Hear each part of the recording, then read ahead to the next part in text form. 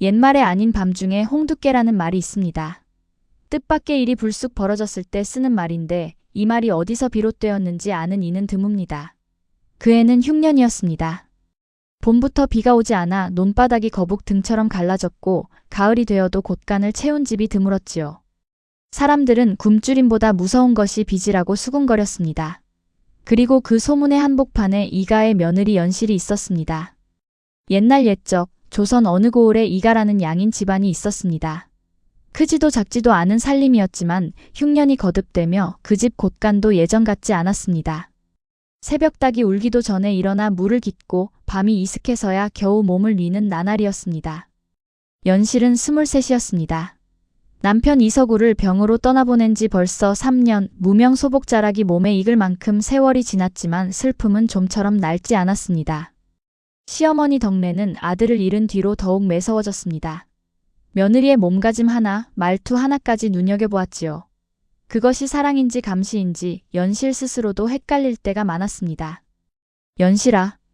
덕내가 부르면 연실은 하던 일을 멈추고 다가갔습니다. 예, 어머님. 바느질은 다 됐느냐? 아직 조금 남았습니다. 오늘 밤 안으로 마치겠습니다. 밤일랑 일찍 자거라. 등잔 기름도 아껴야지. 말은 부드러웠지만 눈빛은 그렇지 않았습니다. 연실은 고개를 숙이고 방으로 물러났습니다. 그 방문 너머 그녀만 아는 비밀이 숨쉬고 있다는 것을 덕내는 아직 몰랐습니다. 그 고을에는 표상우라는 아전이 있었습니다. 관아의 크고 작은 문서를 도맡아 처리하는 자리였는데 언제부턴가 그의 손을 거친 장부마다 이상하게 빚이 불어난다는 소문이 돌았습니다. 그러나 감히 나서서 따지는 이는 없었습니다. 관아의 위세를 등에 업은 그를 건드렸다가는 무슨 봉변을 당할지 몰랐기 때문입니다. 한편 저작거리 반대편 연실의 친정인 본가에서는 다른 일이 벌어지고 있었습니다. 아버지도 없이 홀어머니와 살아온 두연은 14이었습니다. 어머니마저 지난 겨울 세상을 뜨자 소녀는 세상에 혼자 남겨진 셈이었습니다. 그런데 그 얼마 뒤 관아의 아전 표상우가 낡은 장부 하나를 들고 찾아왔습니다. 내 아비가 생전에 진 빚이다. 쌀 12서머치. 표상우의 목소리는 낮고 단단했습니다. 그런 빚은 들어본 적 없습니다. 두연이 떨리는 목소리로 맞섰습니다. 들어본 적이 없다고 없는 게 되느냐. 여기 장부에 다 적혀 있느니라. 표상우는 장부를 코앞에 들이밀었습니다. 두연은 흘낏 그 종이를 보았습니다. 그런데 이상했습니다. 먹빛이 유독 진한 줄 하나가 다른 글자들과 미묘하게 결이 달랐던 것입니다. 어린 두연이었지만 그 순간 등골이 서늘해졌습니다. 이 종이는 나중에 더 쓴 것 같은데요. 뭐라? 표상우의 얼굴이 굳었습니다. 다음 순간 그의 손에 들린 매가 사정없이 두연의 등을 내리쳤습니다. 감히 어린 놈이 본관의 장부를 의심해? 1번, 2번, 3번. 두연은 이를 악물고 버텼지만 손목을 감싸던 팔뚝에 시퍼런 자국이 남았습니다. 그날 밤 소녀는 몸을 이끌고 마을을 벗어났습니다. 갈 곳은 하나뿐이었습니다. 누이가 시집간 이가의 뒷문이었지요. 그날 밤이었습니다. 연실은 인기척에 놀라 뒷문을 열었습니다. 거기 진흙과 피가 엉겨붙은 몰골로 두연이 서 있었습니다. 누님. 두연아. 연실은 숨이 멎는 줄 알았습니다. 얼른 동생을 끌어당겨 뒷방으로 들였습니다. 대체 이게 무슨 꼴이냐. 표 아전이 아버지 빚이라며 매를 놨어요. 근데 누님 그 장부 뭔가 이상했어요. 두연은 숨을 몰아쉬며 낮에 본 것을 털어놓았습니다. 연실의 눈빛이 서늘하게 가라앉았습니다. 이상하다니 어떻게? 글씨색이 한 줄만 유독 진했어요. 나중에 써놓은 것처럼요. 연실은 동생의 손목을 살폈습니다. 매 자국이 시퍼렇게 부풀어 있었습니다. 가슴이 찢어지는 듯 했지요. 그러나 지금은 슬퍼할 틈이 없었습니다. 여기 있으면 안 돼. 시어머니께서 아시면. 어디 갈 데가 없어요, 누님. 죄송해요. 두연의 눈에 눈물이 그렁그렁 맺혔습니다. 연실은 잠시 눈을 감았다가 다시 떴습니다. 아니다. 며칠만이라도 여기 있거라. 대신. 연실은 동생의 어깨를 붙들고 낮은 목소리로 말했습니다. 숨소리도 내지 마. 밤에 뒤척이지도 말고. 알겠니? 예, 누님.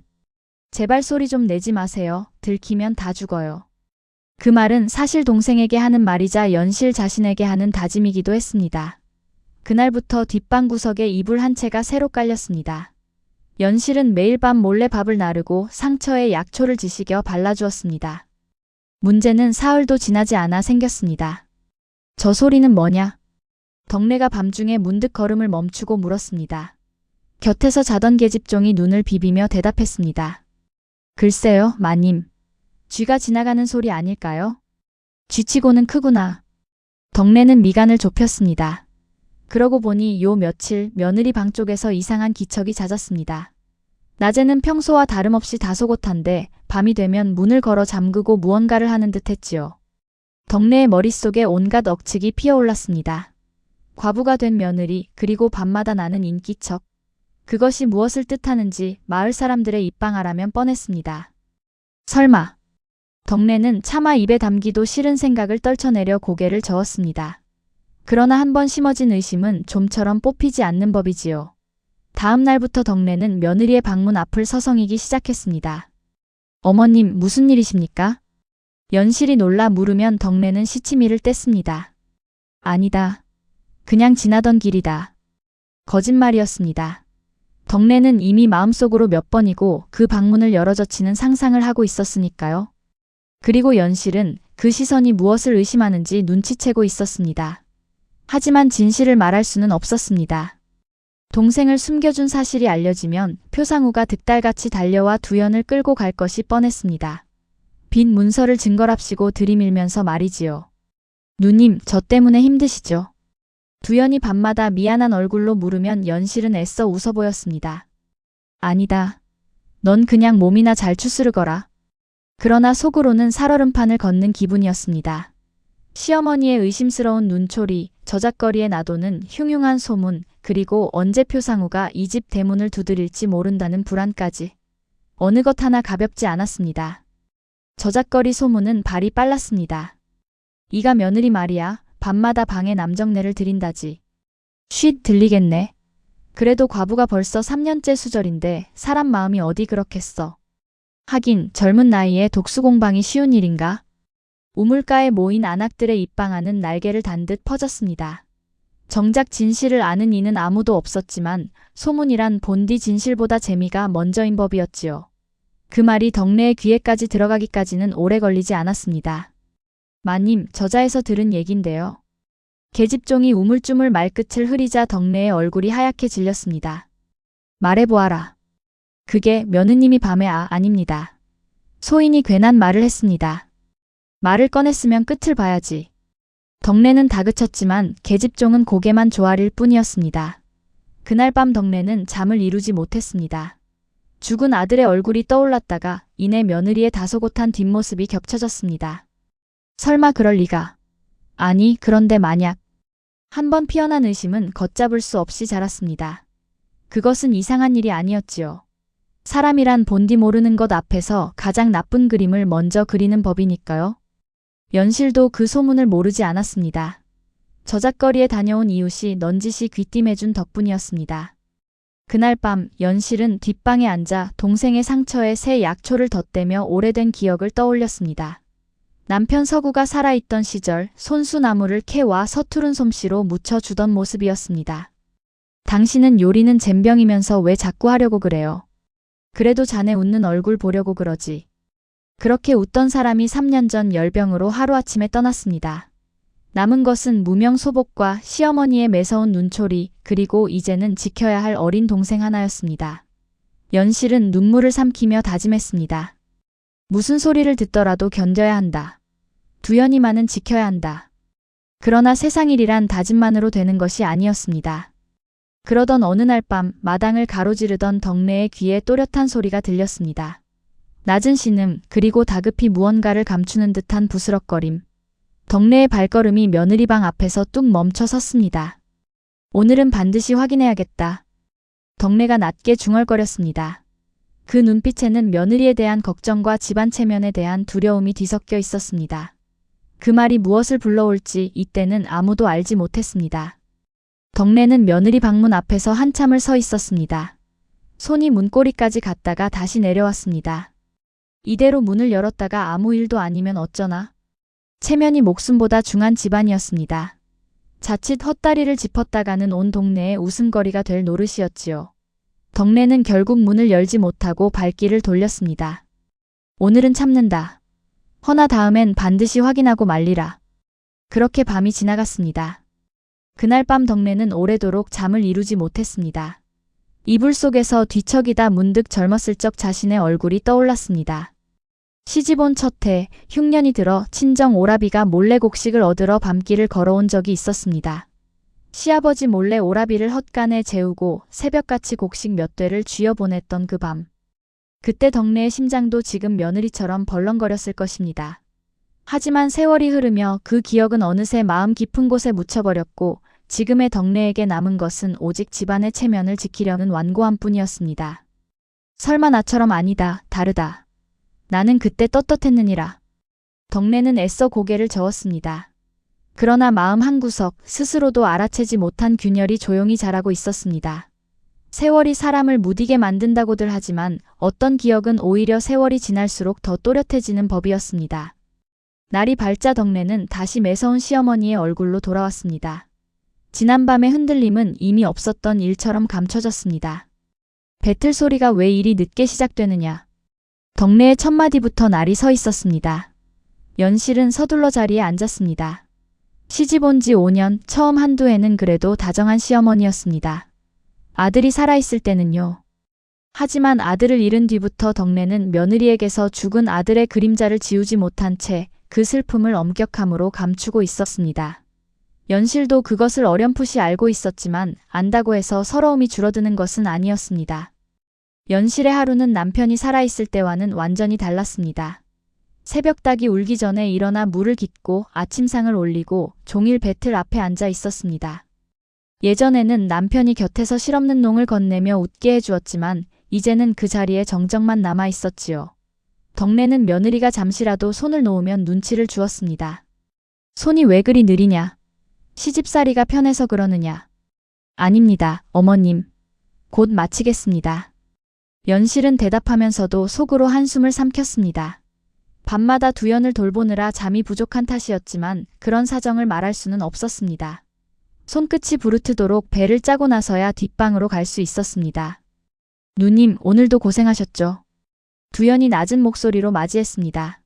상처는 조금씩 아물고 있었지만 여전히 시퍼런 흔적이 손목에 남아 있었습니다. 넌 좀 어떠냐? 열은 내렸고? 많이 나았어요. 근데 누님, 저 계속 생각해봤는데요. 두연이 목소리를 낮췄습니다. 표 아전이요. 저희 집만 그런 게 아니에요. 작년에 건넌마을 최서방네도 갑자기 빚이 생겼다고 소문났었어요. 그 집도 결국 논을 뺏겼고요. 그게 무슨 말이냐. 장부에 없던 빚이 갑자기 생기는 집이 한둘이 아니란 말이에요. 다들 표 아전 앞에서는 찍소리도 못하고요. 연실의 눈이 가늘어졌습니다. 그저 자기 집안일이라 여겼던 일이 어쩌면 훨씬 크고 오래된 수작일지도 모른다는 생각이 스쳤습니다. 그러나 지금 당장은 증거도 힘도 없었습니다. 조심해서 나쁠 것 없다. 허나 지금은 몸부터 낫는 게 우선이야. 예, 누님. 두연은 고개를 끄덕이면서도 표정이 어두웠습니다. 자기 하나 때문에 누이까지 위험해진다는 걸 소년도 어렴풋이 느끼고 있었던 것입니다. 같은 날 오후 뜻밖의 손님이 이가를 찾았습니다. 이웃 마을 중매쟁이였습니다. 마님, 참 좋은 자리가 있어 이리 걸음을 했습니다. 덕내가 눈썹을 치켜 세웠습니다. 좋은 자리라니 무슨 말인가? 며느님이 아직 젊으신데 언제까지 수절만 하시겠습니까? 마침 이웃 고을에 상처한 지 얼마 안 된 참한 선비가 있어 제가 자리로 어떨까요? 그 말에 연실의 손끝이 굳었습니다. 부엌 쪽에서 그릇을 나르던 참이었는데 그대로 걸음을 멈추고 말았습니다. 그런 자리가? 덕내는 뜻밖에도 곧바로 거절하지 않았습니다. 며느리에 대한 서운함이 남아있던 탓인지 잠시 저울질하는 기색이었습니다. 그 침묵이 연실에게는 천근처럼 무겁게 느껴졌습니다. 만약 재가를 가게 된다면 두연이는 어찌 되는가? 연실은 더 참지 못하고 대청 앞으로 나섰습니다. 어머님, 소희는 그럴 뜻이 없습니다. 연실아, 손님 앞에서 무슨 말버릇이냐? 송구하오나 분명히 말씀드려야 할 듯하여 그러합니다. 소희는 서방님을 마음에 품고 이 집안의 며느리로 살아가겠다 다짐하였습니다. 그 뜻은 지금도 변함이 없습니다. 연실의 목소리는 낮았지만 흔들림이 없었습니다. 중매쟁이가 민망한 듯 헛기침을 했습니다. 며느님 뜻이 이리 굳으시니 소인이 괜한 걸음을 했나 봅니다. 알겠네. 오늘은 그만 돌아가시게. 덕래가 손을 내저으며 중매쟁이를 돌려보냈습니다. 중매쟁이가 물러가자 덕래는 며느리를 한참 동안 바라보았습니다. 어찌 그리 단호하게 나오느냐. 어머님, 소인에게는 지켜야 할 것이 있습니다. 서방님과의 정도, 그리고 이 집안에서의 소인의 자리도 말입니다. 연실은 두연을 직접 언급하지는 않았지만 그 말 속에 담긴 진심만은 분명했습니다. 덕래는 무어라 더 캐묻지 않고 고개를 돌렸습니다. 그러나 그 눈빛에는 전과는 조금 다른 빛이 스쳐 지나갔습니다. 며느리의 고집스러운 진심이 이유는 몰라도 덕래의 마음 한켠을 건드린 것이었습니다. 그날 이후로 덕래는 며느리를 대하는 태도가 미묘하게 달라졌습니다. 여전히 엄하기는 했으나 이따금 던지는 말 속에 예전에는 없던 조심스러움이 묻어났습니다. 연실은 그 작은 변화를 눈치채면서도 섣불리 기대를 품지는 않았습니다. 지금은 그저 하루하루를 무사히 넘기는 것이 우선이었습니다. 그런 소문이 며느리의 정절에 대한 것으로 번지는 데는 채 하루도 걸리지 않았습니다. 사람들 입에 오르내리는 이야기는 대개 진실보다 자극적인 쪽으로 부풀려지기 마련이었습니다. 그 무렵 이가 대문 앞에서는 다른 일이 벌어지고 있었습니다. 표상우가 직접 걸음을 한 것이었습니다. 이 댁에 요즘 낯선 아이 하나 들어오지 않았소? 문지기 노인이 눈을 껌뻑였습니다. 낯선 아이라니요, 나리. 14쯤 되는 사내 아이요. 등에 매 자국이 있을게요. 글쎄요, 소인은 본 적이 없습니다만. 표상우는 눈을 가늘게 뜨고 담장 너머를 흘겨보았습니다. 본관이 찾는 아이를 숨겨주는 자가 있다면 그 집안도 무사하지 못할 것이오. 은닉죄가 얼마나 무거운지 아시오? 말은 문지기에게 하는 것이었지만 실은 담 안쪽까지 들으라는 소리였습니다. 마침 물동이를 이고 지나가던 계집종이 그 말을 고스란히 들었습니다. 계집종은 놀란 얼굴로 서둘러 안채로 뛰어갔습니다. 아씨, 아씨. 큰일 났습니다. 연실은 심장이 덜컥 내려앉았습니다. 무슨 일이냐? 방금 대문 밖에서 표 아전이 낯선 사내 아이를 찾더랍니다. 매 자국이 있는 아이라고. 연실의 얼굴이 하얗게 질렸습니다. 두연의 존재가 이미 소문의 실마리에 걸려들었다는 뜻이었습니다. 시어머니의 의심에 저잣거리의 소문에 이제는 표상우의 직접적인 추적까지 겹쳐진 것입니다. 이대로는 안 된다. 무슨 수를 내야 한다. 연실은 입술을 깨물었습니다. 그러나 아무리 머리를 굴려도 뾰족한 수가 떠오르지 않았습니다. 그날 밤 연실은 두연 곁에 앉아 오래된 이야기를 나누었습니다. 누님, 우리 부모님은 왜 그렇게 일찍 돌아가신 걸까요? 두연이 문득 묻자 연실의 눈빛이 아득해졌습니다. 아버지는 내가 시집 오기 전에 돌림병으로 가셨고 어머니는 내가 알다시피 지난 겨울 상리를 나가시다 얼어붙은 개울에 미끄러지셨지. 원래도 약한 몸이셨는데 그 뒤로 영 일어나지 못하셨다. 그럼 이제 우리한테 남은 건 서로뿐이네요. 두연의 목소리가 가늘게 떨렸습니다. 연실은 동생의 머리를 가만히 쓸어주었습니다. 그래. 그러니 더더욱 서로를 놓아서는 안 된다. 아버지도 어머니도 그리고 내 매형도 다 하늘에서 우리를 지켜보고 계실 게다. 매형 이야기 좀 해주세요. 저는 잘 기억이 안 나요. 내 매형은 참 다정한 사람이었다. 서투른 솜씨로 나무를 묻혀준다고 부엌을 온통 어지르곤 했지. 그래도 그 마음이 고마워서 나는 늘 맛있게 먹는 척했단다. 연실이 옅게 웃자 두연도 따라 웃었습니다. 잠시나마 두려움을 잊은 밤이었습니다. 누님, 저 크면 꼭 은혜 갚을게요. 매형 목까지 누님 지켜드릴게요. 그런 소리 말고 얼른 나으렴. 그게 나를 돕는 길이다. 연실은 동생을 다독이며 애써 미소 지었지만 마음속 불안은 쉬이 가시지 않았습니다. 뒷방에서는 그렇게 아무것도 모르는 두연이 여전히 낮은 숨소리로 잠들어 있었습니다. 그날 밤 연실은 뜬 눈으로 밤을 지새웠습니다. 담장 너머에서 발소리가 들릴 때마다 심장이 오그라드는 듯 했습니다. 그리고 다음날 아침 덕래가 며느리를 조용히 불러 세웠습니다. 연실아, 나 좀 보자꾸나.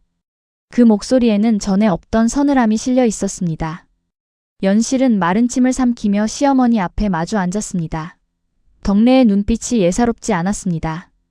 요즘 저잣거리에 흉흉한 소문이 돈다더구나. 어머님, 그것이. 게다가 오늘 아침에는 표아전이란 자가 이 근방을 얼쩡거리며 낯선 아이를 찾더란다. 등에 매 자국이 있는 사내 아이라고. 연실의 심장이 쿵 내려앉았습니다. 그러나 얼굴빛만은 애써 태연하게 유지했습니다. 그런 아이는 이 집에 없습니다, 어머님. 없다? 확실하냐? 예, 어머님. 어찌 그런 걸 물으십니까? 그냥 물어보는 것이 아니다.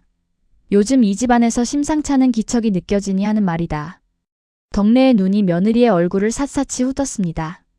연실은 그 시선을 피하지 않으려 안간힘을 썼습니다. 예, 확실합니다. 그래, 알겠다. 덕래는 자리에서 일어났지만 문턱을 넘기 전 한마디를 더 남겼습니다. 연실아, 나는 이 집안의 체면으로 살아가는 사람이다. 무슨 일이 있어도 숨기는 것만은 용납 못한다. 명심해라. 그 말을 남기고 덕래는 방을 나갔습니다. 연실은 그 자리에 주저앉듯 무너졌습니다. 손끝이 떨렸습니다. 거짓을 말했다는 죄책감과 언제 들통날지 모른다는 공포가 동시에 밀려왔습니다. 마음을 추스를 겸 연실은 물동이를 이고 우물가로 향했습니다. 그러나 그곳에서도 편할 곳은 없었습니다. 저기 이가 며느리 오네. 안악들이 슬쩍 목소리를 낮추며 곁눈질을 했습니다. 연실은 못 들은 척 물을 길었지만 귀는 저절로 그쪽으로 쏠렸습니다. 그때 마을에서 가장 나이 많은 노파 박물장수 할멈이 다가와 말을 걸었습니다. 연실이 너 요즘 낯빛이 영 안 좋구나. 아, 할머님. 그냥 좀 피곤해서요. 피곤한 게 아니라 무언가 짊어지고 있는 얼굴이다. 내 오래 살면서 그런 얼굴 여럿 봤느니라. 연실은 흠칫했습니다. 할멈은 물동이를 대신 받아 들어주며 낮은 목소리로 말을 이었습니다. 세상 일이란 게 참 묘하지. 숨긴다고 다 나쁜 게 아니고 드러낸다고 다 옳은 것도 아니야. 중요한 건 무얼 지키려 숨기느냐는 거다. 그게 무슨 말씀이신지. 됐다. 그냥 늙은이 헛소리라 여기거라. 다만 사람이 궁지에 몰리면 뜻밖의 돼서 길이 열리기도 하는 법이야. 너무 낙심 말거라. 할멈은 그 말을 남기고 총총히 사라졌습니다. 연실은 그 뒷모습을 멍하니 바라보았습니다. 위로인지 경고인지 알 수 없었지만 이상하게도 마음 한구석이 조금은 가벼워졌습니다. 우물가에서 돌아오는 길, 연실은 할멈의 말을 몇 번이고 곱씹었습니다. 무얼 지키려 숨기느냐가 중하다. 나는 대체 무얼 지키고 있는 것일까? 두연의 목숨, 마지막 남은 핏줄, 그리고 어쩌면 자기 자신의 마음까지. 생각할수록 대답은 하나로 모아졌습니다. 부끄러울 것 없는 마음이라면 언젠가는 떳떳이 설 날이 올 것이라고 스스로를 다독였습니다.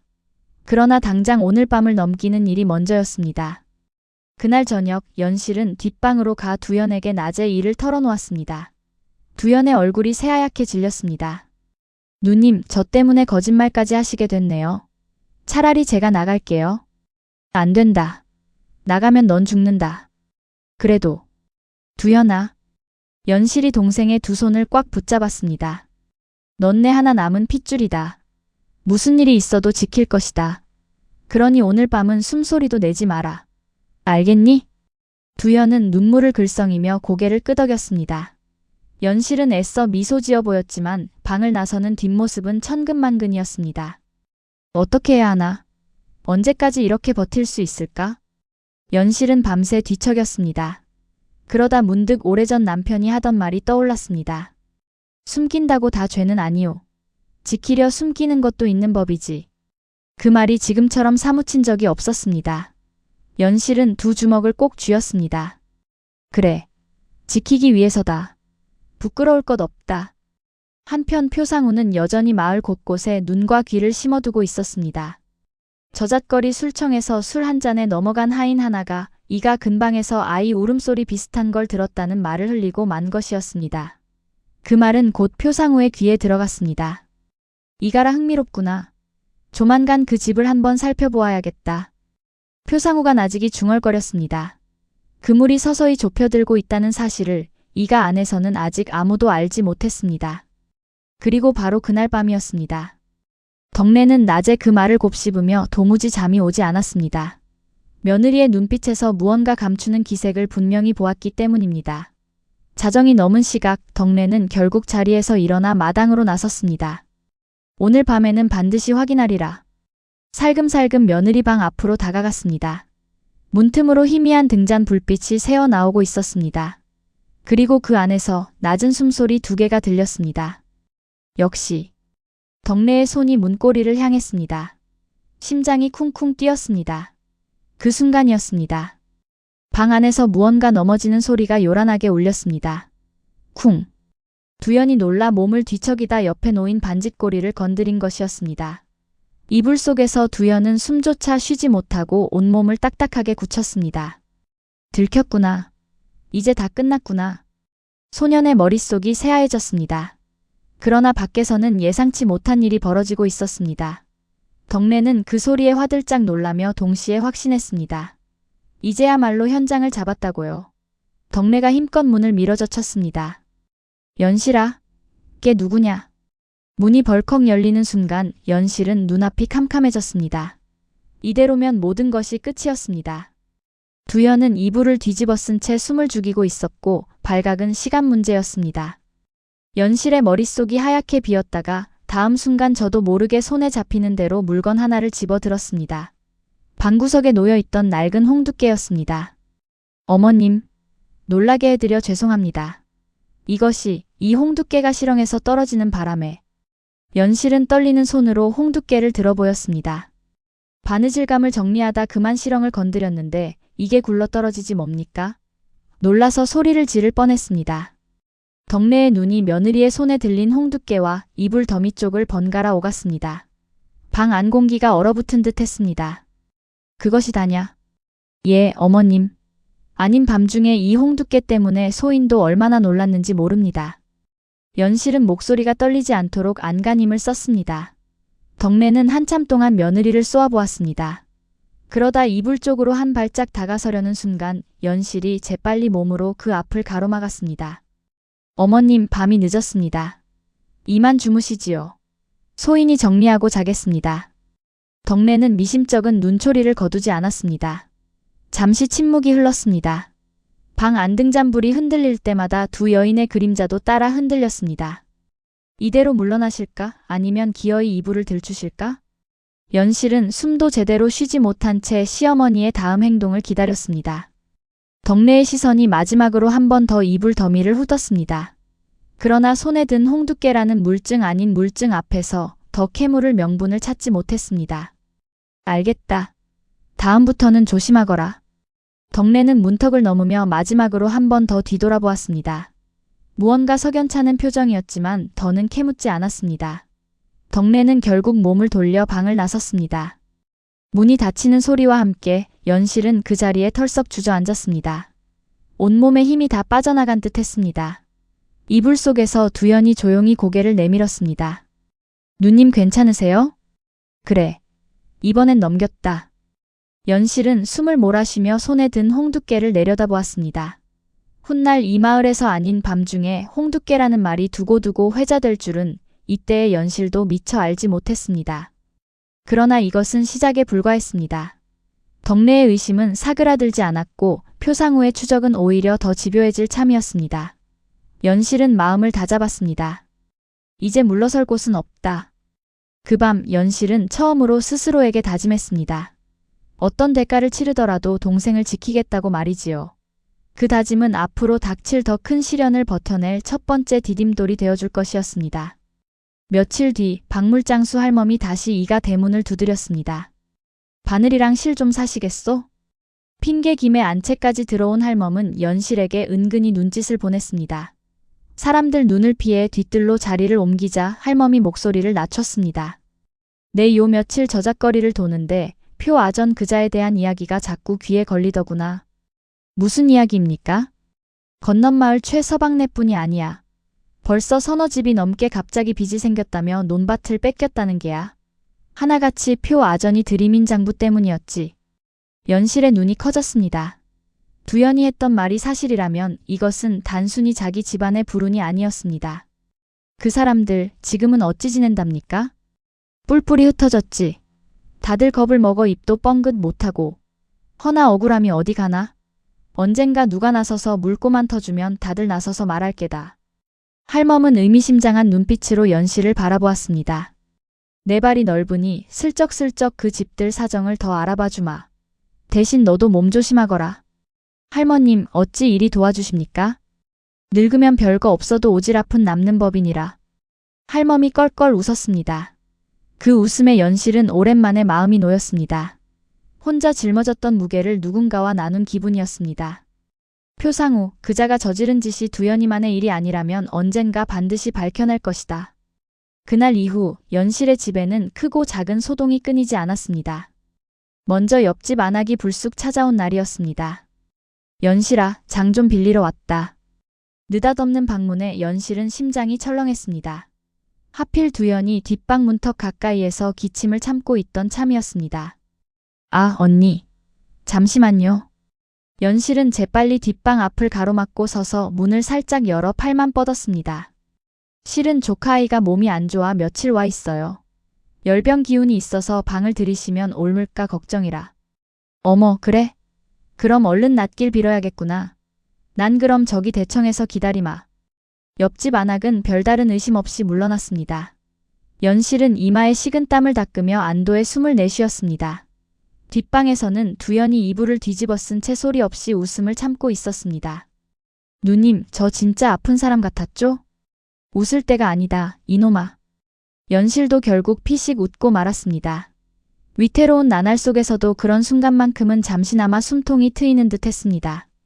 두 번째 소동은 그보다 훨씬 아찔했습니다. 새벽녘 두연이 답답함을 참지 못하고 몰래 뒷문으로 나가 마당을 서성인 것이었습니다. 바람만 잠깐 쐬고 올게요, 누님. 안 된다니까. 말릴 새도 없이 두연은 어둠 속으로 사라졌습니다. 연실이 발을 동동 구르던 그때 골목 어귀에서 낯익은 목소리가 들려왔습니다. 이쪽을 한번 더 살펴보아라. 그 아이가 이 근방에 숨어 있을 것이다. 표상우가 부리는 하인들이었습니다. 두연은 담벼락에 바짝 붙어 숨을 죽였습니다. 발소리가 점점 가까워졌습니다. 심장이 터질 것 같은 순간 두연은 재빨리 옆집 개집 뒤로 몸을 숨겼습니다. 컹컹. 느닷없이 개가 짖어대자 하인들의 시선이 그쪽으로 쏠렸습니다. 뭐야, 그냥 개였잖아. 쳇, 헛걸음했군. 하인들이 투덜대며 발길을 돌렸습니다. 두연은 그제야 참았던 숨을 몰아쉬며 살금살금 이가 뒷문으로 기어들었습니다. 연실은 동생을 붙잡고 온몸을 떨었습니다. 이 바보야. 죽을 뻔했잖니? 죄송해요, 누님. 다시는 안 그럴게요. 두연도 그제야 상황의 심각함을 뼈저리게 느낀 듯 했습니다.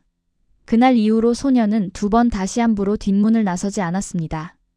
세 번째 소동은 뜻밖의 손님으로부터 왔습니다. 탁발승 하나가 대문 앞에서 목탁을 두드린 것이었습니다. 나무아미타불. 시주 좀 부탁드립니다. 덕내가 마침 곳간에서 쌀을 퍼주려는데 스님이 문득 안채 쪽을 바라보며 말했습니다. 이 댁에 몸져 누운 이가 있나 봅니다. 기운이 예사롭지 않습니다. 연실은 심장이 철렁했습니다. 조카아이가 아프다고 둘러댔던 소문이 스님 귀에까지 들어간 모양이었습니다. 예, 조카아이가 열병으로 며칠째 앓고 있습니다. 소승이 잠시 들여다보고 불경이라도 한 소절 읽어드리면 어떻겠습니까? 마음의 병에도 좋습니다. 덕내가 반색하며 스님을 뒷방으로 안내하려 하자 연실이 황급히 나섰습니다. 스님, 감사하나 아이가 남을 부끄러워하는 성미라 낯선 분을 뵈면 오히려 놀랄까 걱정입니다. 대신 소인이 마당에서 불경을 들으며 아이에게 전하겠습니다. 스님은 잠시 연실을 바라보더니 이내 온화하게 웃었습니다. 그러시지요. 정성이면 어디서 들어도 닿는 법이니. 스님은 마당에 자리를 잡고 불경을 읊었습니다. 연실은 식은땀을 흘리면서도 겉으로는 태연히 합장했습니다. 다행히 스님은 더 캐묻지 않고 발걸음을 옮겼습니다. 연실은 그제야 다리에 힘이 풀려 마루에 주저앉았습니다. 네 번째 소동은 가장 아슬아슬했습니다. 마을 이장이 호구조사를 나온 것이었습니다. 이 댁 식구가 몇이나 되는지 다시 한번 적어야 해서 왔소이다. 이장은 붓과 종이를 펼쳐들고 마당에 자리를 잡았습니다. 덕내가 나서서 대답했습니다. 저와 며느리 그리고 종 둘뿐입니다. 그런데 요 며칠 이 댁에서 사내아이 목소리가 들렸다는 이야기가 있던데. 이장의 물음에 연실의 등에 식은땀이 흘렀습니다. 곁에 있던 덕내도 순간 흠칫했지만 이내 태연한 얼굴로 둘러댔습니다. 이장님도 참 그건 며느리 친정 조카 아이가 며칠 다니러 왔다 벌써 돌아간 지 오래입니다. 몸이 약해 오래 못 있고 갔지요. 아, 그렇습니까? 그럼 됐습니다. 이장은 별다른 의심 없이 붓을 놀려 장부에 적었습니다. 연실은 시어머니가 자신을 도와 거짓을 보태준 것에 내심 놀랐습니다. 겉으로는 여전히 매서웠지만 그 속에서 무언가 조금씩 움직이고 있다는 걸 느낄 수 있었습니다. 이장이 돌아가고 나서야 연실은 참았던 숨을 몰아쉬었습니다. 어머님, 방금은 쓸데없는 소리 말고 가서 할 일이나 하거라. 덕래는 무뚝뚝하게 대꾸했지만 그 목소리에 전만큼의 날카로움은 없었습니다. 연실은 그 뒷모습을 바라보며 묘한 감정에 휩싸였습니다. 이렇게 크고 작은 위기를 넘기며 연실과 두연 사이의 정은 오히려 더 단단해졌습니다.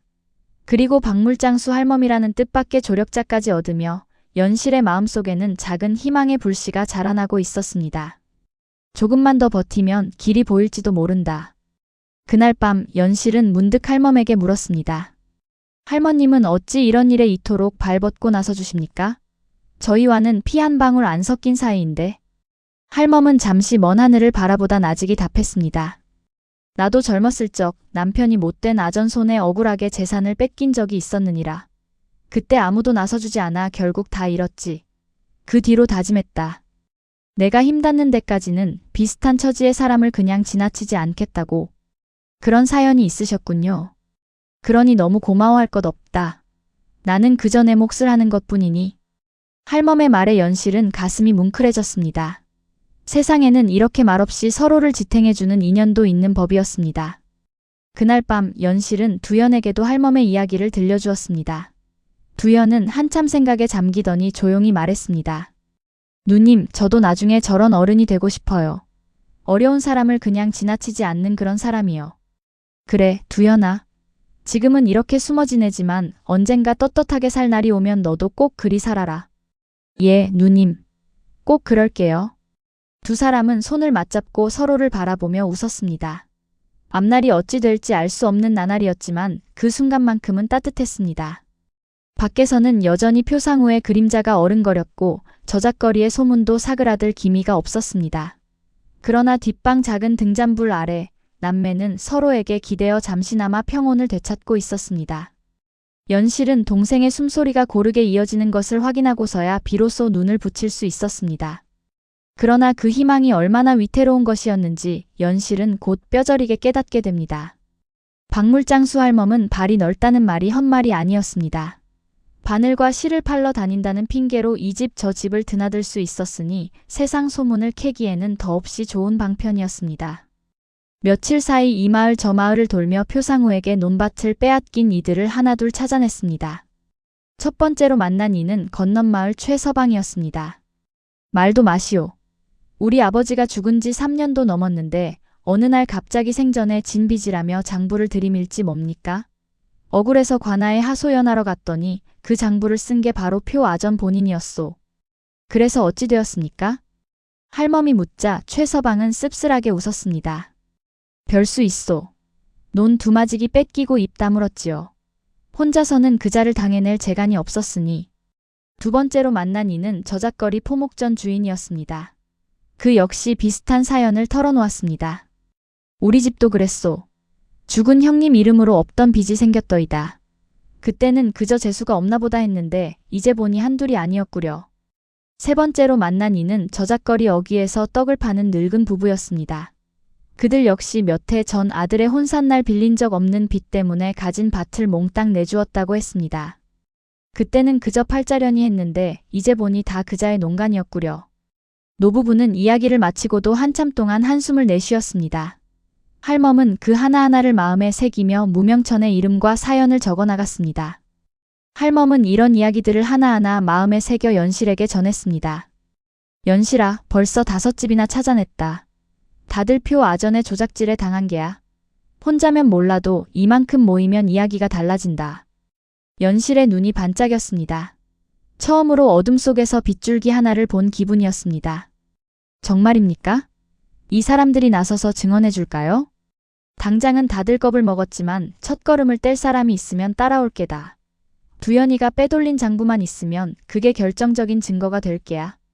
두연도 그 이야기를 듣고 눈을 빛냈습니다. 누님, 그럼 이제 정말 표 아전을 잡을 수도 있는 거예요? 아직 멀었다. 허나 길이 아예 없는 건 아니구나.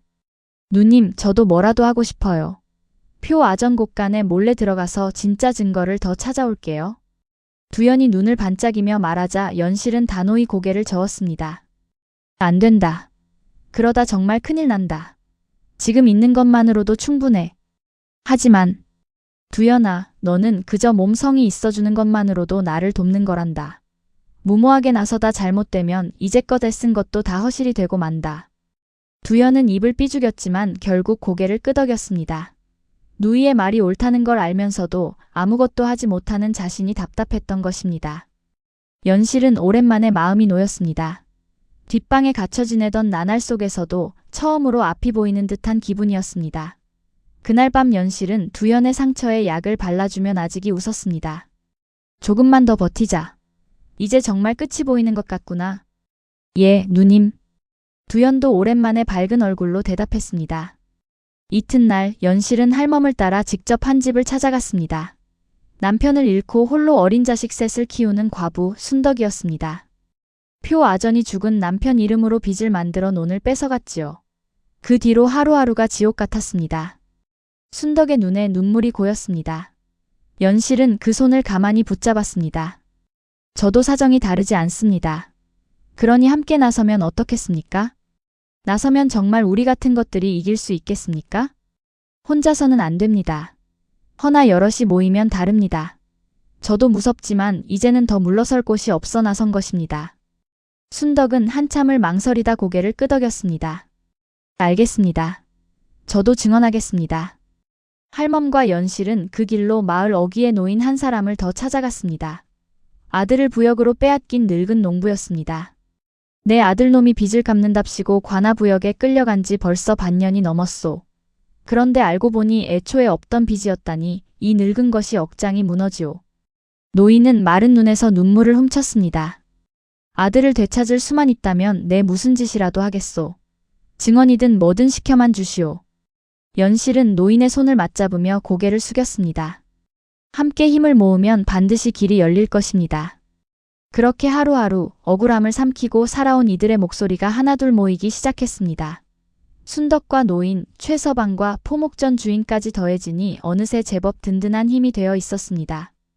연실은 그들에게 조금이나마 고마움을 전하고 싶어 곳간에 남은 곡식을 덜어 떡을 빚었습니다. 넉넉하지 않은 살림이었지만 마음만은 정성을 다했습니다. 연실아, 이렇게까지 안 해도 되는데? 순덕이 손사래를 치면서도 눈시울을 붉혔습니다. 작은 정성입니다. 다들 저 때문에 고생하시는데 이 정도는 해야 마음이 편할 것 같아서요. 이렇게 나눈 떡 몇 조각이 겁에 질려있던 이들의 마음을 조금씩 열어주었습니다. 두려움 속에서도 사람들은 서로에게 기대며 다음 걸음을 준비하고 있었습니다. 최서방이 문득 낮은 목소리로 말했습니다. 일이 모여있으니 예전엔 몰랐던 힘이 느껴지는구려. 혼자였다면 진작 포기했을 것을. 그러게 말입니다. 사람이 사람을 만나야 힘이 나는 법이지요. 포목전 주인도 고개를 끄덕이며 맞장구를 쳤습니다. 연실은 그 모습을 바라보며 마음이 뭉클해졌습니다. 두려움 속에서 피어난 이 작은 연대가 앞으로 닥칠 시련을 견뎌낼 힘이 되어주리라 믿고 싶었습니다. 돌아오는 길 연실의 발걸음은 그 어느 때보다 단단했습니다. 혼자 짊어졌던 두려움이 이제는 여럿이 나누어지는 짐이 되어 있었습니다. 이대로만 가면 정말 끝을 볼 수 있을지도 모른다. 그러나 세상 일이란 항상 바라는 대로만 흘러가지는 않는 법이었습니다. 할멈이 이 집 저 집을 오가며 증언을 모으는 사이 그 소식은 조금씩 새어나가고 있었습니다. 포목전 주인이 술기운에 친구에게 흘린 말 한마디가 그 친구의 입을 타고 저작거리를 돌았습니다. 누가 표 아전 뒷조사를 하고 다닌다더라. 그 소문은 결국 표상우의 귀에까지 들어갔습니다. 뭐라? 감히 본관을 뒷조사해? 표상우의 얼굴이 시뻘겋게 달아올랐습니다. 그는 곧 부하를 불러들였습니다. 누가 그런 짓을 하고 다니는지 당장 알아내라. 그리고 이가에 도망친 그 아이놈 그 집에 숨어 있는 게 틀림없다. 더는 지체할 수 없다. 부하가 조심스레 물었습니다.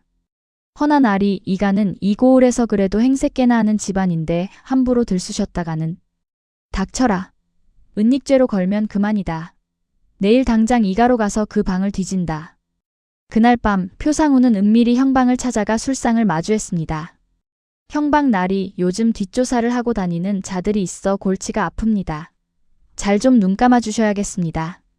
표상우가 슬쩍 은자 꾸러미를 밀어놓자 형방의 눈이 반짝였습니다. 허허, 표 아전 일이라면 내 언제든 힘을 보태야지. 허나 너무 소란스러워지면 나도 곤란해지니 이참에 확실히 정리를 하시게. 여부가 있겠습니까? 내일이면 뿌리를 다 뽑아버릴 것입니다. 두 사람은 은밀한 웃음을 주고받았습니다. 죄를 감추기 위해 또 다른 죄가 쌓이고 있었지만 그 사실을 아는 이는 많지 않았습니다. 표상우의 눈빛이 서늘하게 번뜩였습니다. 그날 밤 아무것도 모르는 연실과 두연은 오랜만에 편안히 잠들어 있었습니다. 희망이 움트던 바로 그 순간 가장 큰 위기가 이미 코앞까지 다가와 있었던 것입니다. 그날 밤 연실은 이상하게도 마음이 뒤숭숭했습니다. 잠자리에 누워서도 자꾸만 뒤척였습니다. 누님, 왜 그러세요? 안 주무세요? 두연이 어둠 속에서 물었습니다. 모르겠다. 그냥 왠지 가슴이 두근거려서. 좋은 일이 생기려나 봐요. 할머님도 그러셨잖아요. 곧 끝이 보인다고. 두연이 태평하게 웃으며 말했지만 연실의 불안은 쉬이 가시지 않았습니다. 창밖으로 스치는 바람 소리마저 예사롭지 않게 들렸습니다. 그녀는 몇 번이고 몸을 뒤척이다 겨우 얕은 잠에 들었습니다. 다음 날 이른 아침 이가 대문 밖에서 요란한 발소리가 들려왔습니다. 문 열어라. 관아에서 나왔다. 그 외침에 온 집안이 발칵 뒤집혔습니다. 문지기 노인이 온몸으로 대문을 막아섰지만 소용없었습니다. 나리. 이리 무작정 들이닥치시면 아니 됩니다. 비켜라. 관아의 명이다. 관원들이 문지기를 거칠게 밀치고 마당으로 들어섰습니다. 놀란 계집종이 비명을 지르며 안채로 뛰어들었습니다. 마님. 표 아전이 사람들을 끌고 들이닥쳤습니다. 표상우가 관원 서넛을 이끌고 마당까지 들이닥쳤습니다. 덕내가 놀라 뛰어나왔습니다. 이게 무슨 짓입니까? 부인, 미안하게 됐소만 이 댁에 도망친 죄인을 숨겼다는 첩보가 있어 수색을 나왔소이다. 표상우의 눈이 안채 구석구석을 훑었습니다. 연실은 재빨리 뒷방 앞을 가로막았지만 소용없었습니다. 거기 며느리. 그 방을 열어보이시오. 거기는 아무도 조카 아이가 병으로 누워있을 뿐입니다. 조카? 그 조카라는 게 등에 매 자국난 사내 아이는 아니고. 표상우의 입꼬리가 비틀렸습니다. 그는 부하에게 눈짓을 했고 억센 손이 순식간에 문을 밀어젖혔습니다. 이불이 걷히고 그 안에서 몸을 웅크린 두연이 드러났습니다. 두연아. 연실이 비명처럼 동생의 이름을 불렀습니다. 표상우는 회심의 미소를 지었습니다. 드디어 찾았구나. 네, 이놈 여기 숨어서 편히 지냈더냐. 두연은 겁에 질려 아무 말도 하지 못했습니다. 표상우가 이번에는 덕내를 향해 몸을 돌렸습니다. 부인, 죄인을 숨긴 죄가 얼마나 무거운지 아시오? 이 댁 가문이 통째로 관아에 끌려갈 수도 있는 일이오. 덕내의 얼굴이 하얗게 질렸습니다. 그 순간만큼은 며느리에 대한 배신감보다 집안이 풍비박산 날 것에 대한 두려움이 앞섰습니다. 저는 몰랐습니다. 며느리가 혼자 벌인 일입니다. 어머님. 연실은 귀를 의심했습니다. 덕내는 시선을 피하며 말을 이었습니다. 이 아이는 며느리의 친정 동생일 뿐입니다. 저와는 무관합니다. 죄가 있다면 며느리 혼자 지게 하십시오. 그 말에 연실의 가슴이 무너져 내렸습니다. 시어머니마저 등을 돌린 것입니다. 그러나 원망할 틈도 없었습니다. 표상우가 다시 목소리를 높였습니다. 게다가 듣자 하니 요 며칠 마을을 돌며 본관을 헐뜯는 소문을 퍼뜨렸다지. 순덕이라는 계집도 최서방이란 놈도 다 한통 속이렸다. 연실의 심장이 덜컥 내려앉았습니다. 표상우는 이미 순덕과 최서방의 이름까지 알고 있었습니다. 그 사람들은 아무 잘못 없습니다. 저 혼자 부탁한 일입니다. 아무 잘못이 없다? 감히 본관을 뒷조사하고도 잘못이 없다는 게냐? 표상우가 한 발짝 다가서며 낮게 으르렁거렸습니다. 당장 그 순덕이란 년의 집에도 사람을 보내라. 최서방 놈도 마찬가지다. 증언이고 뭐고 한 놈도 남김없이 입을 막아버릴 것이다. 부하 하나가 서둘러 달려나갔습니다. 연실은 온몸에 피가 식는 듯 했습니다. 자신 때문에 순덕과 최서방까지 위험에 처하게 된 것입니다.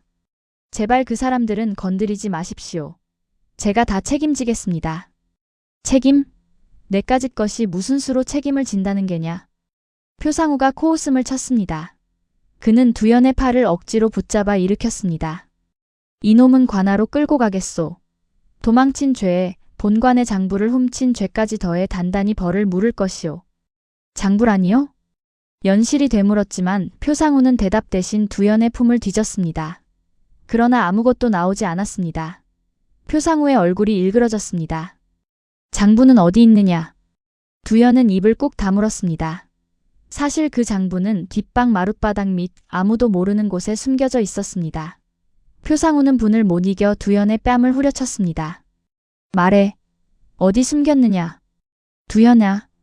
연실이 달려들어 동생을 감싸려 했지만 부하들이 그녀를 붙잡아 세웠습니다. 놓으시오. 이 손 놓으란 말입니다. 연실의 외침도 소용없었습니다. 표상우는 두연을 질질 끌고 대문 밖으로 향했습니다. 오늘은 이만 물러가지만 곧 이 집안도 무사하지 못할 것이오. 표상우는 그 말을 남기고 두연을 끌고 사라졌습니다. 연실은 그 자리에 주저앉아 통곡했습니다. 두연아 두연아. 소란을 듣고 담장 너머로 몰려든 이웃들이 수군거렸습니다. 거봐, 내 뭐랬어. 이가 며느리가 수상하다니까. 쯧쯧, 저리 끌려가는 걸 보니 정말 큰 죄를 지었나 보네. 아무도 진실을 알려 하지 않았습니다.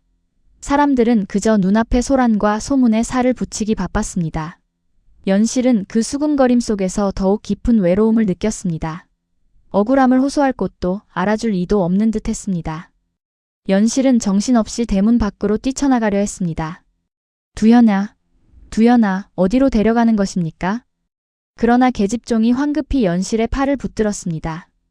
아씨, 안 됩니다. 지금 나가시면 아씨까지 끌려가십니다. 놓아라. 동생이 끌려가는데 내가 어찌 가만히 있느냐. 아씨, 정신 차리세요. 지금은 참으셔야 합니다. 계집종의 절박한 외침에 연실은 결국 무릎이 꺾이듯 주저앉고 말았습니다. 멀어지는 발소리를 들으며 그녀는 손톱이 손바닥을 파고들도록 주먹을 움켜쥐었습니다. 마당에는 정적만 감돌았습니다. 덕내는 며느리를 외면한 채 방으로 들어가 버렸습니다. 연실은 홀로 남아 무너진 마음을 추스를 길이 없었습니다. 모든 것이 끝났다. 동생도 잃고 시어머니의 믿음도 잃고 같은 시각 관아 옥사에 갇힌 두연은 차디찬 바닥에 웅크리고 앉아 있었습니다. 매질로 얼얼한 몸보다 누이를 홀로 두고 왔다는 자책이 더 아팠습니다. 누님, 죄송해요. 저 때문에. 옥리가 지나가며 곁눈질로 두연을 살피더니 혀를 찼습니다. 어린 것이 딱하게 됐구먼. 그러나 그것도 잠시, 옥리는 이내 무심히 발걸음을 옮겼습니다. 두연은 차가운 벽에 등을 기대고 눈을 감았습니다. 뒷방에서 누이가 매일 밤 상처를 어루만져 주던 손길이 그리웠습니다. 그날 오후 순덕이 사색이 된 얼굴로 이가를 찾아왔습니다. 연실아, 큰일 났다. 최서방이 관아 사람들에게 끌려갔다는구나. 나도 언제 잡혀갈지 몰라 겁이 나서. 순덕의 목소리가 떨렸습니다. 그 노인장도 아들 걱정에 알아누웠다는구나. 우리가 괜히 나섰다가 다들 이 모양이 되었으니 어찌하면 좋으냐. 죄송합니다, 순덕님.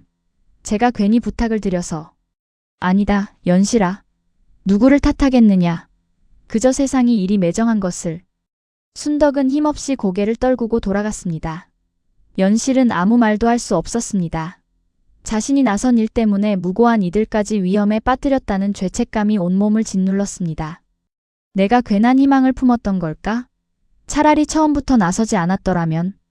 순덕이 돌아간 뒤 연실은 곳간 앞에 우두커니 서서 하늘을 올려다보았습니다. 잿빛 구름이 낮게 깔려 있었습니다. 흡사 자신의 마음속 같은 하늘이었습니다. 내가 사람들을 끌어들이지만 않았어도 후회와 자책이 밀물처럼 밀려들었습니다. 그러나 아무리 되짚어도 되돌릴 수 있는 길은 보이지 않았습니다. 해가 저물도록 연실은 방 안에 홀로 앉아 있었습니다. 두연이 없는 뒷방은 유난히 크고 휑하게 느껴졌습니다. 그녀의 눈에서 마른 눈물이 흘러내렸습니다. 모든 것을 잃은 듯한 그 밤 연실은 스스로에게 물었습니다. 나는 대체 무엇을 위해 이렇게까지 버텼던 것일까? 대답은 쉽게 나오지 않았습니다. 같은 시각 안채 깊은 방에서는 덕내 또한 잠들지 못하고 있었습니다. 낮에 자신이 내뱉은 말이 귓가를 떠나지 않았습니다. 며느리 혼자 벌인 일이라니. 내가 그런 말을 했단 말이냐. 며느리를 지켜야 할 순간에 오히려 등을 돌린 자신이 부끄러웠습니다. 그러나 이미 뱉은 말은 주워 담을 수 없었습니다. 덕래는 문득 오래전 헛간에 오라비를 숨겼던 그 밤을 다시 떠올렸습니다. 그때 자신을 감싸주었던 이는 다름 아닌 죽은 시어머니였습니다. 그분은 나를 감싸주셨는데 나는 며느리를 벼랑 끝으로 밀어버렸구나. 가슴 한켠이 저릿하게 아파왔습니다. 덕래는 이불을 끌어안고 소리 죽여 울었습니다. 체면이라는 이름 아래 눌러왔던 마음이 그제야 조금씩 무너지고 있었습니다. 내일은 며느리에게 무슨 말이라도 해야 한다. 이대로 등을 돌린 채로는 죽어서도 아들을 볼 낯이 없을 것이다. 그러나 그 밤 두 여인은 서로 다른 방에서 각자의 어둠과 마주한 채 끝내 서로를 찾지 못했습니다. 지쳐 쓰러지듯 잠든 연실의 꿈에 오랜만에 그리운 얼굴이 찾아왔습니다. 죽은 남편 서구였습니다. 당신. 연실이 다가서려 하자 서구가 온화하게 웃었습니다. 연실이 그동안 고생이 많았지요. 저는 아무것도 지키지 못했습니다. 두연이도 잃고 어머님의 믿음도 잃고. 아니요. 당신은 끝까지 지키려 했지 않소. 숨긴다고 다 죄는 아니오. 지키려 숨기는 것도 있는 법이지. 그 말이 다시 한번 가슴에 사무쳤습니다. 서구는 손을 들어 마당 한쪽을 가리켰습니다. 곧간 석갈의 밑을 보시오. 내 생전에 혹시 몰라 여윳돈을 숨겨두었소. 지금 그것이 필요할 것이오. 곧간이라니 그런 게 있었단 말입니까? 이제라도 알았으니 됐소. 연실이 두려워 마시오. 당신 곁에는 생각보다 많은 이들이 있소. 서구의 모습이 서서히 흐려졌습니다. 연실은 손을 뻗었지만 닿지 않았습니다. 여보, 가지 마세요. 그 외침과 함께 연실은 눈을 떴습니다. 눈가에 눈물이 흥건했지만 이상하게도 마음속에는 전에 없던 힘이 차오르고 있었습니다. 그래, 아직 끝난 게 아니다. 연실이 몸을 일으키는데 방문 밖에서 인기척이 났습니다. 덕래였습니다. 밤새 뜬 눈으로 지새운 듯 초췌한 얼굴이었습니다. 어머님. 연실아. 내가 잘못했다. 덕래의 목소리가 떨렸습니다. 낮에 그런 말을 뱉고 나서 나 스스로도 견딜 수가 없었다. 실은 나도 젊었을 때 친정 오라비를 헛간에 숨긴 적이 있었느니라. 흉년에 곡식을 얻으러 온 오라비를 시아버님 몰래 숨겨 먹였었지. 연실은 놀라 눈을 크게 떴습니다. 그런데 왜 저를? 두려웠다. 집안이 무너질까? 남들 입에 오르내릴까? 그 두려움에 눈이 멀어 정작중한 걸 못 보았구나.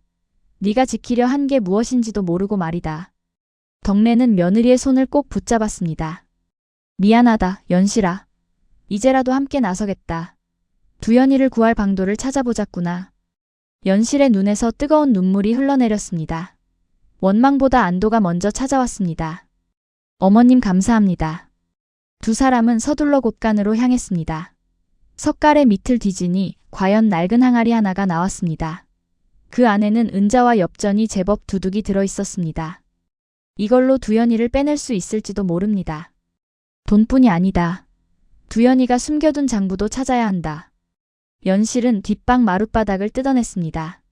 두연이 다급한 와중에도 잊지 않고 알려주었던 자리였습니다. 그 밑에서 표상우의 조작장부가 고스란히 나왔습니다. 찾았습니다, 어머님. 두 사람은 그 길로 할멈과 순덕, 최서방을 찾아 나섰습니다. 연실아, 무사했구나. 할멈이 반색하며 맞았습니다. 연실은 그간의 일을 빠르게 전했습니다. 장부를 찾았습니다. 이제 관하로 가야 합니다. 함께 해주시겠습니까? 순덕과 최서방은 서로 눈빛을 주고받더니 이내 결연히 고개를 끄덕였습니다. 이제껏 겁먹고 숨죽였던 세월이 억울했소. 나도 나서겠소. 저도 함께 하겠습니다. 할멈까지 더해 5사람은 곧장 관하로 향했습니다. 소식을 들은 다른 피해자들도 하나둘 뒤를 따랐습니다. 어느새 제법 큰 행렬이 되어 있었습니다. 관하 마당에 도착하자 원님이 무슨 소란인가 하여 몸소 나왔습니다. 이게 다 무슨 일이냐. 연실이 앞으로 나서 장부를 높이 들어 올렸습니다. 원님, 아래옵니다. 아전 표상우가 없는 빚을 조작하여 죄 없는 백성들의 논밭을 빼앗아 왔습니다. 여기 그 증거인 장부가 있습니다. 표상우가 마침 불려 나와 있다가 안색이 하얗게 질렸습니다. 무슨 헛소리요. 그 장부는 내가 잃어버린 것을 저것들이 훔쳐다 조작한 게 틀림없소. 그렇다면 필적을 대조해 보시지요. 연실이 침착하게 답했습니다. 원님은 서기를 불러 장부의 글씨와 표상우가 평소 쓰던 공문서를 나란히 놓고 대조하게 했습니다. 일치합니다, 원님. 회계 습관이며 먹빚까지 같은 손에서 나온 것이 분명합니다. 서기의 말에 마당이 술렁였습니다. 표상우의 얼굴이 불그락푸르락했습니다. 그것은 우연히 닮은 것뿐이요. 우연이라 하기엔 너무 많습니다. 이번엔 최서방이 나섰습니다. 저희 집뿐이 아닙니다. 순덕이네도 저기 계신 다른 5집도 모두 같은 수법으로 당했습니다. 다들 증언할 준비가 되어 있습니다. 순덕을 비롯한 이들이 차례로 앞에 나서 억울함을 토했습니다. 부역의 아들을 빼앗겼던 노인도 떡을 팔던 노부부도 저마다 눈물로 사연을 고했습니다. 소인의 아들을 돌려주십시오, 원님. 노인이 땅에 엎드려 울부짖자 마당에 모인 이들도 함께 눈시울을 붉혔습니다. 원님의 얼굴이 점점 굳어갔습니다. 그때 표상우의 곁을 지키던 부하 하나가 갑자기 무릎을 꿇었습니다. 원님, 소인이 실토하겠습니다. 그 장부들 나리께서 밤마다 몰래 써넣으라 시키신 것을 소인이 도왔습니다. 더는 죄를 감출 수가 없습니다. 닥쳐라, 내 이놈. 표상우가 노발대발했지만 이미 늦은 뒤였습니다. 궁지에 몰린 그는 급기야 이성을 잃고 소리쳤습니다. 내가 이렇게까지 해서라도 자리를 지켜야 했던 이유를 아시오? 나는 본디 미천한 출신이었소. 신분을 감추고 여기까지 올라왔단 말이오. 그런데 이제 와 그 모든 걸 잃으라는 것이오. 마당이 찬물을 끼얹은 듯 조용해졌습니다. 스스로 밝힌 출신의 비밀이 오히려 그의 죄를 완성하는 마지막 조각이 되었습니다. 신분을 감추려는 두려움이 무고한 이들을 짓밟는 폭력으로 변한 것입니다. 연실은 그 모습을 보며 씁쓸함을 감출 수 없었습니다. 숨기는 것이 죄가 아니라 무엇을 위해 숨기느냐가 죄와 선을 가르는구나. 원님이 마침내 판결을 내렸습니다. 아전표상우는 관인을 사칭하여 백성을 기망하고 재산을 편취하였다. 그 죄가 심히 무거우니 관직을 박탈하고 유배에 처한다. 빼앗은 논밭과 재물은 모두 피해 백성들에게 돌려주도록 하라. 성은이 망극하옵니다. 여기저기서 안도와 기쁨의 울음이 터져나왔습니다. 오랜 세월 억울함을 삼키며 살아온 이들에게는 그 판결 한마디가 무엇과도 바꿀 수 없는 위로였습니다. 마당에 모인 이들이 일제히 환호했습니다. 고지어 옥에 갇혀있던 두현이 풀려나 마당으로 나왔습니다. 누님. 두현아. 연실은 동생을 와락 끌어안았습니다. 덕래도 다가와 두 사람을 함께 감싸 안았습니다. 고생 많았다, 두현아. 이 할미가 못난 탓에 마음고생을 더 시켰구나. 아니에요, 할머님. 이렇게 구해주셔서 감사합니다. 세 사람은 한참을 그렇게 부둥켜 안고 있었습니다. 지켜보던 순덕과 최서방 할멈도 눈시울을 붉혔습니다. 할멈이 다가와 연실의 어깨를 다독였습니다. 고생했다, 연실아. 네가 첫걸음을 떼지 않았다면 우리 모두 여태 숨죽이고 살았을 게다. 할머님이 아니었다면 저 혼자서는 아무것도 못했을 것입니다. 서로가 서로를 도운 게지. 그게 사람 사는 이치 아니겠느냐. 관아 마당에 모인 사람들도 저마다 눈물과 웃음이 뒤섞인 얼굴로 서로를 얼싸안았습니다. 오랜 세월 억눌려 있던 응어리가 그제야 풀리는 순간이었습니다.